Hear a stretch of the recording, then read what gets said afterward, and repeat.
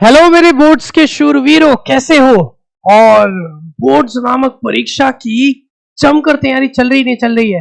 चल रही होगी। तो भाई बिना समय को वेस्ट करे let us start the lecture. हम क्या कर रहे हैं? हम कर रहे हैं रैपिड रिवीजन। और मैं रैपिड रिवीजन में आपके लिए कौन सा इंपॉर्टेंट चैप्टर लेके आया हूं? मैं लाया हूं इलेक्ट्रिसिटी। हम पढ़ेंगे इलेक्ट्रिसिटी को, वेरी इंपॉर्टेंट। तो बिना समय को गवाए लेट अस स्टार्ट। सबसे पहले टॉपिक को स्टार्ट करते हैं। बेटा एनसीईआरटी की हर एक इंपॉर्टेंट टॉपिक को मैंने इंक्लूड करा है। हर एक एक्टिविटी को समझाऊंगा, अच्छे से बुझाऊंगा, और जो पढ़ने बोलूं उसको पढ़ जरूर लेना। जब ये लेक्चर पढ़ रहे हो तो साथ में एनसीईआरटी भी खोल लो, उसके साथ साथ पढ़ो, ठीक है? बहुत इंपॉर्टेंट है, हर एक चीज को ध्यान देंगे। अब क्या कह रहा है? सबसे पहली चीज, इलेक्ट्रिक करंट होता क्या है? इलेक्ट्रिक करंट और इलेक्ट्रिक सर्किट होता क्या है? अब पहले बात करते हैं इलेक्ट्रिक करंट की। उसमें मैं एक टर्म को उठाना चाहूंगा, करंट। ये करंट का मतलब क्या होता है? ये करंट का मतलब होता है बहाव। करंट का मतलब होता है बहाव। जैसे पानी बह रहा है, वाटर करंट, पानी का बहाव। हवा बह रही है, हवा बह रही है, हवा का बहाव, एयर करंट। वैसे ही जब चार्ज बहने लगे तो हम कहेंगे इलेक्ट्रिक करंट। क्या कहेंगे? Electric current. आ गई मेरी बात समझ में? ठीक हो गया। अब चार्ज बह रहा है, कैसे बोलेंगे इसको हम? चार्ज जब समय के साथ अपनी जगह को बदलेगा तो उसे ही तो कहेंगे चार्ज बह रहा है। तो यहां देखो मेरे सामने, जरा यहां देखो मेरे सामने, I is equal to Q upon T लिखा है ना यहाँ पे को। I is equal to Q upon T. अच्छा, ध्यान देना है इन चीजों को। अब मेरे सामने देखिए क्या लिखी हुई है, बहुत अच्छी सी एक डेफिनेशन यहाँ पे को लिखी हुई है। तो इस डेफिनेशन को फॉलो करना है, बहुत अच्छे से समझना है, ठीक है बेटा? आई मेरी बात समझ में? अच्छा, अब यहाँ पे कोई एक टर्म बहुत अच्छी सी इस्तेमाल हुई है, जरा देखिए। तब तक मैं अपने सारे तामझाम भी रेडी कर लूं। कर लेते पॉजिटिव, इधर कर लेते नेगेटिव। मेरे सामने देखिए, यहां एक टर्म है, इधर एक टर्म इस्तेमाल करी हुई है, कन्वेंशनली। कन्वेंशनली का मतलब क्या होता है? कन्वेंशनली का मतलब होता है पारंपरिक। पारंपरिक तरीके से, जो पुराने समय से चलता आ रहा हो। तो कन्वेंशनल करंट होती क्या है? अगर पूछ ले हमसे तो क्या जवाब देंगे भैया? कन्वेंशनल करंट और इलेक्ट्रिक करंट में फर्क समझाता हूं। देखो, पहले के समय की बात है, जैसे मैंने यहां पे बनाया, देखो टैंक क्या कर रखी, ऊंचाई को लेके गए। ऊंचाई को क्यों? जमीन के अंदर गाड़ देते हैं, लेकिन रखते नहीं, ऊंचाई में रखते हैं। क्यों रखते हैं? रीजन है, हमेशा पानी high pressure to low pressure flow करता है। वैसे ही आप किसी को भी ले लीजिए, हवा ले लीजिए, हीट ले लीजिए, तो ऐसे ही कॉन्सेप्ट बिल्ड करा गया कि इलेक्ट्रिसिटी चार्ज के मूव करने से पैदा हो रही है, और चार्ज जो है high potential to low potential flow करेगा। अब यहां मैंने एक फिगर ड्रॉ करी, जिसमें ये जो ब्लू ब्लू हमारे ये चार्ज है, ये कैसा चार्ज है? ये पॉजिटिव चार्ज है। ये कैसा चार्ज है? पॉजिटिव चार्ज है। प्लस मतलब हाई, प्लस मतलब हाई। नेगेटिव मतलब, अरे बोलो, नेगेटिव मतलब लो। प्लस मतलब हाई, नेगेटिव मतलब low. High potential to low potential charge भाग रहा है, उसी के कारण क्या पैदा हो रही है? इलेक्ट्रिसिटी पैदा हो रही है। लेकिन बाद में जब स्टडी एडवांस हुई, हमें पता चला इलेक्ट्रिसिटी के पीछे का कारण तो इलेक्ट्रॉन है। भाई इलेक्ट्रॉन जब मूव करेगा, ड्रिफ्ट होने के कारण हमें इलेक्ट्रिसिटी मिलेगी, है ना? ये सेक्शन भी इंट्रोड्यूस हुआ है एनसीईआरटी के एक ऑरेंज कलर के लेबल में, तो अच्छे से पढ़ लेना। ड्रिफ्ट वेलोसिटी का वहां जिक्र करा है, तो थोड़ा कॉन्सेप्ट हमें पता होना चाहिए। अच्छा, आगे बात करता हूं। इलेक्ट्रॉन, ये देखो क्या है, रेड से किसको डिनोट करा हुआ है? इलेक्ट्रॉन को डिनोट करा हुआ है। भाई इसको डिनोट करा हुआ है, इलेक्ट्रॉन को डिनोट करा है। अगर इलेक्ट्रॉन कहां से कहां भाग रहा है? देखो, negative to positive, negative terminal से पॉजिटिव टर्मिनल की ओर भाग रहा है। तो हमें कन्वेंशनली क्या कहा गया? हमें कन्वेंशनली ये कहा गया कि in an electric circuit the direction of electric current is taken as opposite to the direction of flow of electrons. भले ही हमें पता था कि इलेक्ट्रॉन के मूवमेंट के कारण ही करंट पैदा हो रही है, लेकिन अब पुराने समय में, प्रचलित समय में ये हो गया कि भैया पॉजिटिव टू नेगेटिव करंट भागती है। हमें पता चला इलेक्ट्रॉन नेगेटिव टू पॉजिटिव भागता है, तो हमने ये बोल दिया कि कन्वेंशनल करंट वो करंट होगी जो इलेक्ट्रॉन के अपोजिट डायरेक्शन में भागेगी। तो अगर पूछ ले कोई तो अच्छे से जवाब देकर आना है, कन्वेंशनल करंट क्या होती है। चाहे इलेक्ट्रॉन लिख ले या उसकी जगह नेगेटिव चार्जेस लिख ले, तो ध्यान देना है, गलती नहीं करनी है। आई मेरी बात समझ में? अच्छा, इलेक्ट्रिक करंट की यूनिट क्या होती है भैया? एम्पियर। क्या होती है?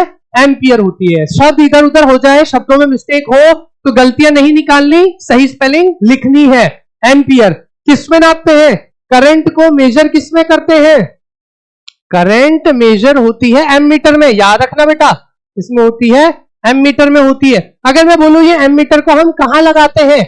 इस एमीटर को हम सर्किट में कैसे लगाते हैं? सर्किट में सीरीज, सीरीज कैसे लगाते हैं? सीरीज, सीरीज में लगाते हैं, याद रहेगा। एमीटर करंट नापता है, कैसे लगाते हैं? सीरीज में लगाते हैं। अच्छा, अब आपसे कोई पूछ ले I is equal to Q upon T, ampere है ना, करंट क्या है? एम्पियर है यूनिट। कोई पूछ ले भाई 1 एम्पियर क्या होता है, तो ध्यान देना 1 एम्पियर की डेफिनेशन क्या लिखी हुई है घर को, ये अच्छे से लर्न कर लेना माय डियर। 1 एम्पियर की डेफिनेशन देखो, कितनी प्यारी डेफिनेशन लिखी हुई है 1 एम्पियर की। कैसे बताएंगे 1 एम्पियर? ध्यान दो, बहुत आसान होता है। I is equal to Q upon T. Q जब 1 कूलम होगा और टाइम जब 1 सेकेंड होगा, तो करंट कितनी एम्पियर की होगी? 1 एम्पियर की। यही यहां पे को लिखा हुआ है, 1 ampere is constituted by the flow of 1 coulomb of charge, flow of 1 coulomb of charge पर सेकेंड। 1 सेकेंड में 1 कूलम ऑफ चार्ज अगर मूव कर गया तो हम बोलेंगे 1 एम्पियर की करंट है। आगे मेरी बात समझ में अच्छे से याद हो गया, नहीं हो गया? बहुत अच्छे से, बहुत आसानी से हमें इन चीजों को याद कर लेना है माय डियर। आगे बढ़ते हैं। अब आई बात इलेक्ट्रिक पोटेंशियल या फिर पोटेंशियल डिफरेंस। देखो मैंने क्या कहा, जब चार्ज बहेगा, चार्ज समय के साथ अपनी जगह बदलेगा, तभी करंट पैदा होगी। चार्ज हवा में ऐसे ही तो नहीं भागेगा यार, चार्ज को कोई तो मूव कराएगा, कोई तो धक्का देगा, लेफ्ट फेंका तभी तो आगे जाएगा। जब चार्ज को धक्का दूंगा तभी तो आगे जाएगा। Exactly my point is, charge पे जब हम वर्क करेंगे, चार्ज पे जब हम वर्क करेंगे, मूव करेगा चार्ज, तभी तो करंट पैदा होगी, तभी तो करंट पैदा होगी। समय के साथ जब चार्ज मूव करेगा तभी तो करंट पैदा होगी। चार्ज को मूव कराने के लिए वर्क करना पड़ेगा, उसी वर्क डन को जो चार्ज पे करा जा रहा है उसे हम बोलते हैं इलेक्ट्रिक पोटेंशियल। क्या बोलते हैं? Electric potential. और यही वर्क जब दो एंड्स के बीच में करा जाए तो उसे बोलते हैं हम पोटेंशियल डिफरेंस। तो क्या बनी है पोटेंशियल डिफरेंस का formula? V is equal to W upon Q, work done on a charge, work done on a charge. अच्छा ध्यान दो, इस एरो को यहां से हटा लेते हैं। अब यहां देखिए, the electric potential difference between 2 points in an electric circuit carrying some current as the work done to move 1 unit of charge या to move a unit of charge, work done to move a unit of charge from one point to another. What is electric potential? Electric potential जब एक point पता हो और दूसरा ना पता हो, पोटेंशियल डिफरेंस जब दोनों पॉइंट पता हो। अब इलेक्ट्रिक पोटेंशियल में एक पता है दूसरा नहीं पता, कहां है दूसरा? इंफिनिटी। अरे इंफिनिटी पर है, इंफिनिटी से एक पॉइंट पर ले आए। पहले पोटेंशियल डिफरेंस की डेफिनेशन को लर्न कर लो। क्या कह रहा है? Work done to move a unit charge from one point to another, work done to move a unit charge from one point to another. अच्छा इलेक्ट्रिक पोटेंशियल की डेफिनेशन अभी लिख लो मेरे सामने सामने। Work done to carry a charge from infinity to a point, work done to carry a charge from infinity to a point. क्या कहलाता है? पोटेंशियल कहलाता है माय डियर। क्या कहलाता है? पोटेंशियल कहलाता है। अच्छा what is the unit? Voltage. Volt, volt is the unit. क्या है? वोल्ट होती है इसकी यूनिट। क्या होती है? वोल्ट होती है यूनिट। कैसे मेजर करते हैं? कैसे मेजर करते हैं माय डियर? मेजर करते हैं इसको वोल्ट मीटर से। किससे मेजर करते हैं? वोल्ट मीटर से। कैसे कनेक्टेड होता है ये? कैसे कनेक्टेड होता है ये? ये कनेक्टेड होता है, connected in parallel, connected in parallel, parallel में कनेक्ट करते हैं इसको माय डियर। कैसे कनेक्ट करते हैं हम इसको? हमेशा पैरेलल में कनेक्ट करते हैं। अच्छा कोई पूछ ले 1 वोल्ट क्या होगा? प्यारी सी डेफिनेशन लिखी हुई है यहाँ पे, को अच्छे से लर्न कर लेनी है। 1 वोल्ट क्या होगा? अरे वर्क जब मैं 1 जूल का करूंगा, किस पे करूंगा? 1 कूलम के चार्ज पे करूंगा, वो क्या कहलाएगा? 1 वोल्ट कहलाएगा। 1 volt is the potential difference between 2 points in a current carrying conductor. अब यहां से मेन डेफिनेशन शुरू हो गई है। ऊपर तो उसने बताया, हालांकि पूरा याद कर लो तो बढ़िया है, लेकिन नहीं कर पा रहे हो, दिक्कत हो रही है, तो यहां से लर्न कर लो सीधे। When 1 joule of work is done to move a charge of 1 coulomb from one point to another point. Ditto NCERT की लाइन है, बहुत ही कारगर, बहुत ही टू द पॉइंट, बहुत ही क्रिस्प और बहुत ही easy. 1 joule of work is done to move a charge of 1 coulomb from one point to another point. Please mark my words. आ रहा है ना समझ में? चलिए आगे बढ़ते हैं, आगे बढ़ते हैं। सारी चीजें समझ में आ गई। वोल्ट को, वोल्टेज को या फिर पोटेंशियल को किससे नापते हैं? वोल्ट मीटर से नापते हैं। ये क्या है हमारा circuit diagram my dear. Circuit diagram के हर एक सिंबल को अच्छे से लर्न करके जाना बहुत जरूरी है, बहुत ही जरूरी है भैया। ये पूछ सकता है कैसे भी। बैटरी बनानी नहीं आती बच्चों को, बैटरी बनानी नहीं आती अभी भी। बैटरी कैसे बनाते हैं? याद रखना है, पॉजिटिव टर्मिनल नेगेटिव टर्मिनल आपस में नहीं जुड़ेगा, नेगेटिव से पॉजिटिव जुड़ता है फिर नेगेटिव से पॉजिटिव जुड़ेगा, पॉजिटिव से नेगेटिव नहीं जोड़ना, नेगेटिव से पॉजिटिव जोड़ना है। आई मेरी बात समझ में? ठीक है, अच्छा आगे बढ़ते हैं। वाह भाई, बात ओम्स लॉ की बहुत इंपॉर्टेंट है भैया, बहुत इंपॉर्टेंट। एक्टिविटी 12.1 को अच्छे से समझ लो, उसी के कटआउट है ये। एक्टिविटी 12.1 किसकी? NCERT, जो पुरानी से पढ़ रहा है वो भी पढ़े, जो नई से पढ़ रहा है वो भी। ये कटआउट वाला देख लेना, ओम्स लॉ का पढ़ना है। क्या कहता है ओम्स लॉ? भाई ओम्स लॉ कहता है जैसे जैसे मैं किसी भी सर्किट का पोटेंशियल बढ़ाऊंगा तो वहां करंट में भी बढ़ोतरी देखने मिलेगी। अच्छा, ऐसे ही मिल जाएगी क्या? नहीं भैया, ऐसे नहीं मिलती। क्या होना चाहिए? क्या होना चाहिए? कहीं लिखा होगा टेम्परेचर रिमेन्स द सेम। क्या बोला इसने? Temperature remains the same. तो ध्यान देना है, क्या बात का ध्यान देना है। मैंने ये जैसे इलेक्ट्रिक सर्किट है, मैंने क्या करा, पहले एक लगाया, यहां से कनेक्ट कर दी वायर, तो केवल ये वाली सेल काम करेगी। दूसरी बारी में मैंने क्या करा, मैंने यहां से जोड़ा, ये अब 2 काम करेंगी। तीसरी बारी में मैंने क्या करा, तीसरी बारी मैंने यहां से जोड़ा तो 3 काम करेंगे। चौथी बारी में यहां से जोड़ा तो 4 काम करेंगी। जैसे जैसे मैं बैटरी बढ़ा रहा हूं तो पोटेंशियल ज्यादा दे रहा हूं, ज्यादा वर्क कर रहा हूं, ज्यादा वर्क करूंगा तो ज्यादा करंट पैदा होगी। तो क्या हुआ, वोल्टेज बढ़ाने पर करंट भी बढ़ी, लेकिन इसकी एक कंडीशन है कि सर्किट का ये जो रजिस्टर है, टेम्परेचर नहीं बढ़ना चाहिए। टेम्परेचर बढ़ेगा तो ये बिल्कुल नहीं फॉलो होगा, ओम्स लॉ फॉलो नहीं होगा। अच्छा, आगे बात करें तो अगर ये मैं डायरेक्टली का साइन हटा दूं तो V upon I is equal to कहलाता है कांस्टेंट। वो कांस्टेंट क्या है माय डियर? वो कांस्टेंट है R। वो कांस्टेंट है R। R किसे कहते हैं? रेजिस्टेंस। तो अभी समझेंगे हम रेजिस्टेंस क्या है। अभी हम समझेंगे रेजिस्टेंस क्या है। Resistance is a constant for given metallic wire at a given temperature and is called its resistance. R क्या है? कांस्टेंट है और इसको क्या कहते हैं? रेजिस्टेंस कहते हैं। यहीं पर ही बात आ गई, फैक्टर अफेक्टिंग रेजिस्टेंस। अगर मुझसे पूछे कोई रेजिस्टेंस क्या है, ये है प्रॉपर्टी। क्या है ये? प्रॉपर्टी ऑफ अ कंडक्टर बेटा, ऑफ अ कंडक्टर। प्रॉपर्टी है ये, कंडक्टर की प्रॉपर्टी है। कैसी प्रॉपर्टी है? कैसी प्रॉपर्टी है? ये प्रॉपर्टी है हिंड्रेंस ऑफर करना, टू ऑफर हिंड्रेंस। अरे भैया, अगर हम हिंड्रेंस ऑफर कर रहे हैं किसी सर्किट में तो इसका मतलब हम पे रेजिस्टेंस है। अब हिंड्रेंस का मतलब क्या है? हिंड्रेंस का मतलब क्या है? रुकावट होना। रुकावट होना किसकी प्रॉपर्टी है? कंडक्टर की है। कंडक्टर क्या होते हैं? कुछ तो ऐसे होते हैं जो करंट ही पास नहीं होने देते, वो इंसुलेटर कहलाते हैं। कुछ जो करंट पास होने देते हैं लेकिन करंट को पास होने में दिक्कत महसूस कराते हैं। क्या कराते हैं? दिक्कत महसूस कराते हैं। तो वो क्या कहलाते हैं? वो क्या कहलाते हैं? रजिस्टर कहलाते हैं। क्या कहलाते हैं? रजिस्टर कहलाते हैं। करंट जाने देंगे लेकिन दिक्कत देंगे करंट को जाने में, तो क्या कहलाते हैं? रजिस्टर कहलाते हैं। और क्या प्रॉपर्टी शो करते हैं? रेजिस्टेंस की प्रॉपर्टी शो करते हैं। अच्छा, अब मुझसे पूछा जाए रेजिस्टेंस किसका डिपेंडेंट है, तो रेजिस्टेंस डिपेंडेंट है भैया किसी कंडक्टर की लेंथ के, किसी कंडक्टर के एरिया के, या किसी कंडक्टर के मटेरियल के। अब खुद सोचो, एक कंडक्टर करंट को पास नहीं होने दे रहा है, ये प्रॉपर्टी है उसकी, तो वो प्रॉपर्टी बदली जा सकती है। कैसे? अगर मैं उसके शेप को बदल दूं, भैया लंबा था मैंने छोटा कर दिया, छोटा था मैंने लंबा कर दिया, पतला था मैंने मोटा कर दिया। अब ऐसे ही मान लो लकड़ी का बना था तो मैंने क्या कर दिया, इस बार मटेरियल ही बदल दिया। अब इस बार लोहे का ले लिया, लोहे का था तो मैंने क्या करा, इस बार तांबा ले लिया, तो बदल दिया, मटेरियल ही बदल दिया। तो क्या फर्क पड़ेगा? लेंथ के साथ रेजिस्टेंस का डायरेक्ट रिलेशन है। कैसा रिलेशन है? डायरेक्ट। लेंथ बढ़ाऊंगा रेजिस्टेंस बढ़ जाएगा, लेंथ घटाऊंगा रेजिस्टेंस कम हो जाएगा। एरिया के साथ इनवर्सली, यानी कि उल्टा होगा, एरिया बढ़ा दिया रेजिस्टेंस कम, रेजिस्टेंस बढ़ रहा है तो एरिया कम हो रहा है, इसका मतलब। वैसे ही मटेरियल अगर अच्छा मटेरियल है जो करंट को पास होने दे तो रेजिस्टिविटी उसकी कम, यानी कि रेजिस्टेंस कम। अगर थोड़ा दिक्कत करता है, करंट को पास होने में प्रॉब्लम कर रहा है, तो रेजिस्टिविटी क्या है उसकी रेजिस्टिविटी ज्यादा है, इसका मतलब रेजिस्टेंस भी ज्यादा होगा। तो अगर मैं इस रिलेशन से यहां पे कोई फॉर्मूला लिखूं तो R is directly proportional to L upon A। ये डायरेक्टली का साइन हटता है, हम कांस्टेंट जोड़ते हैं। ये कांस्टेंट क्या कहलाता है माय डियर? ये कांस्टेंट कहलाता है रेजिस्टिविटी। ये कांस्टेंट क्या है माय डियर? रेजिस्टिविटी। फिर से बोल रहा हूं, स्पेलिंग दाएं बाएं हो जाए तो ध्यान देना।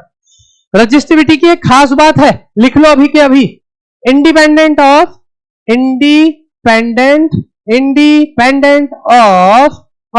L and A।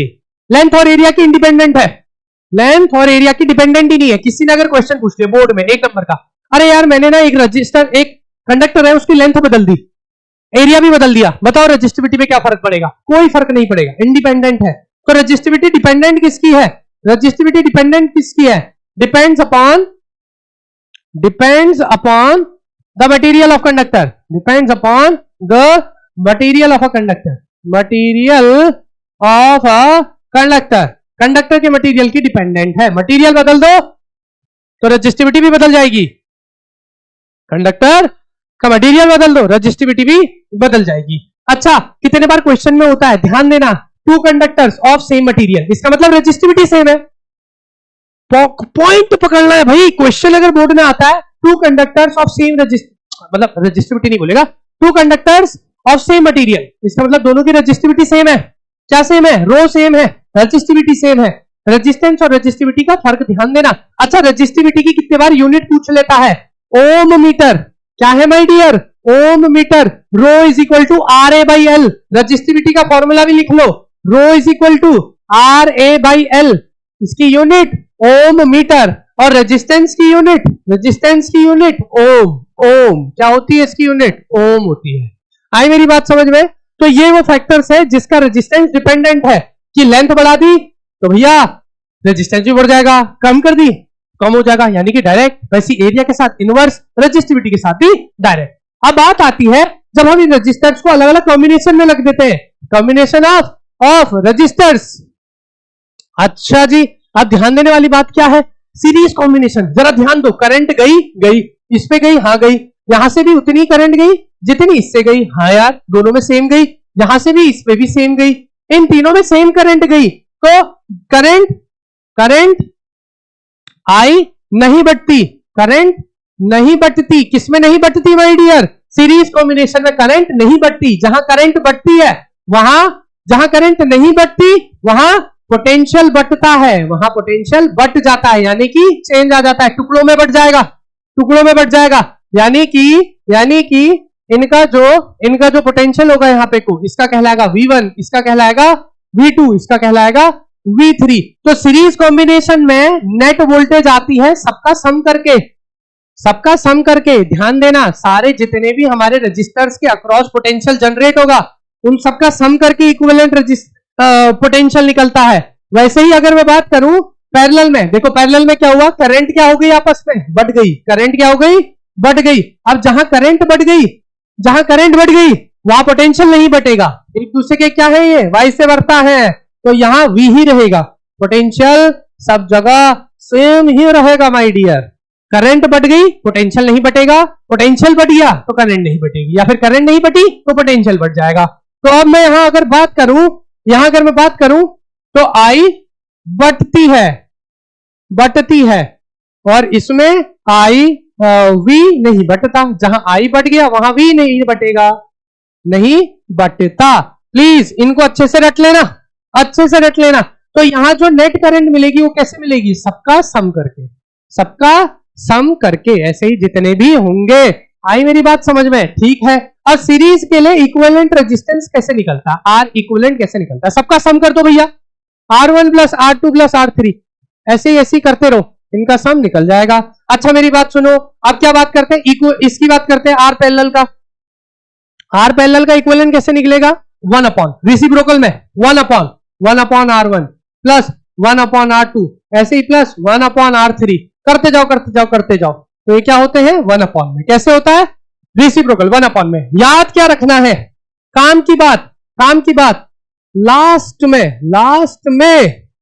में आंसर पलट दो। हम हमेशा भूल जाते हैं, आंसर पलट दो। अगर आंसर नहीं पलटोगे तो दुनिया पलट जाएगी। पलट दो, आंसर पलट दो, ध्यान देनी है माय डियर। अब एक टिप और ले लो, अगर दो रजिस्टर्स पैरेलल में है, दो रजिस्टर्स आपस में पैरेलल में है, एक को R1 बोल दिया, एक को R2 बोल दिया, तो इसका नेट रेजिस्टेंस कैसे निकलेगा? सीधे पहले दोनों को ऊपर मल्टीप्लाई कर दो, अपॉन में दोनों का सम लिख दो। अरे क्या कर दिया दोनों का? पहले हमें क्या करना है? पहले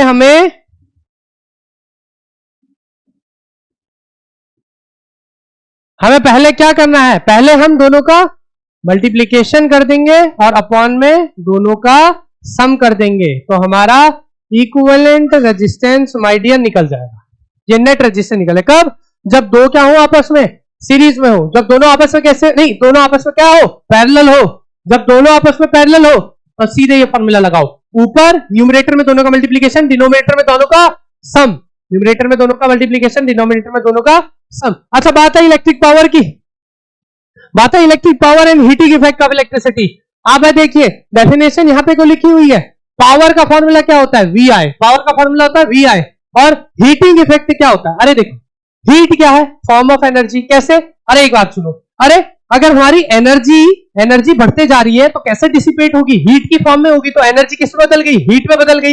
एनर्जी का फॉर्मूला क्या होता है, पावर इनटू टाइम, और एनर्जी ही क्या है, हीट है। पावर का फॉर्मूला क्या होता है, वी आई, तो एक फॉर्मूला बन गया वी आई टी। ऐसे ही हीट के दो फॉर्मूले और आते हैं, पहले पावर के सीख लेते हैं। हमारे लिए यहां संजीवनी होनी है V is equal to I R, V is equal to I R. ये क्या होती है हमारी, V is equal to I R. Ohm's law बेटा हमारा है संजीवनी। अब मैंने क्या करा, V की जगह आई आर रख दिया, मुझे V नहीं दिया है, आई और आर दिया है, तो पावर का फॉर्मूला क्या बन जाएगा, आई स्क्वायर आर। बनेगा नहीं बनेगा? वैसे ही अगर मुझे आई नहीं दिया है तो V अपॉन आर, तो उस वक्त तो V का फॉर्मूला बन जाएगा, P का फॉर्मूला बन जाएगा V स्क्वायर अपॉन आर। तो हमारे दो फॉर्मूले ये भी बन जाते हैं, और इन्हीं दो फॉर्मूलों का इस्तेमाल करके हमारे हीट के दो फॉर्मूले आ जाते हैं। एक होता है आई स्क्वायर आर टी और एक होता है V square upon R into T. भाई मेरी बात समझ में? ठीक हो गया, ठीक हो गया, अच्छे से याद करके जाना है इसको। लेकिन हमारे पास एक दिक्कत और है, कमर्शियल यूनिट की बात हो जाती है। E इज इक्वल टू क्या होता है, E या फिर H इज इक्वल टू क्या होता है, पावर इंटू टाइम। यही तो मैंने बोला, पावर को हम किस पे नापते हैं, वॉट में, टाइम को हम किस पे नापते हैं, सेकंड में। अब जब आती है इलेक्ट्रिकल यूनिट या फिर कमर्शियल यूनिट की बारी, किसकी बारी, कमर्शियल यूनिट की बारी, तो कमर्शियल यूनिट में ध्यान देना होता है, पावर को आप रखेंगे किलोवाट में और टाइम को रखेंगे आप आवर में। तो आपको अगर क्वेश्चन में पावर और टाइम दिया है तो आप पावर को और टाइम को किलोवाट और आर में रिस्पेक्टिवली बदल दो। जैसे ही आप बदल दोगे तो जो आंसर आएगा आपका वो कहलाएगा यूनिट। वो क्या कहलाएगा, यूनिट कहलाएगा। जैसे कि अगर आपने लिखा है 1 किलोवाट आर, 1 किलोवाट आर, यानी कि ये क्या हो गया, 1 यूनिट हो गया है। अब आपको इस 1 यूनिट या फिर इस किलोवाट आर को, ये 1 किलोवाट आर को अगर जूल्स में बदलना है, जूल्स मतलब एनर्जी, आप वॉट सेकंड को भी जूल्स कह सकते हो। अगर आपको इसको जूल्स में बदलना है तो आप क्या लिख देंगे, इसको 3.6 इंटू 10 की पावर 6 से मल्टीप्लाई कर दो, मल्टीप्लाई कर दो इसको 1 किलोवाट आर को, जितना भी होगा 3.6 इंटू 10 टू द पावर 6 से, तो आपका आंसर जूल्स में बदल जाएगा। अगर आपने ये सारी चीजों को अच्छे से पढ़ लिया है, अगर आपने इन सारी चीजों को बहुत अच्छे से पढ़ लिया है, तो माय डियर स्टूडेंट्स, आपको इस चैप्टर का महारथी बनने से कोई नहीं रोक सकता। संजीवनी बूटी, संजीवनी बूटी है ओम्स लॉ, ये तो बिल्कुल याद रखना। तो माय डियर स्टूडेंट्स, अगर आपने इन सारे टॉपिक्स को अच्छे से समझ लिया तो कोई भी आपको इस चैप्टर का महारथी बनने से नहीं रोक सकता। बाकी क्वेश्चंस मैं आपके लिए लाता रहूंगा, सारी इंफॉर्मेशन पहुंचाता रहूंगा। कुछ भी डाउट होता है कमेंट सेक्शन में डाल दो, मैं उन सबको अच्छे से रिव्यू कर कुछ ना कुछ तैयार तुम्हारे लिए करके लाऊंगा। हार नहीं माननी, ऐसी पढ़ते रहना है। Bye bye.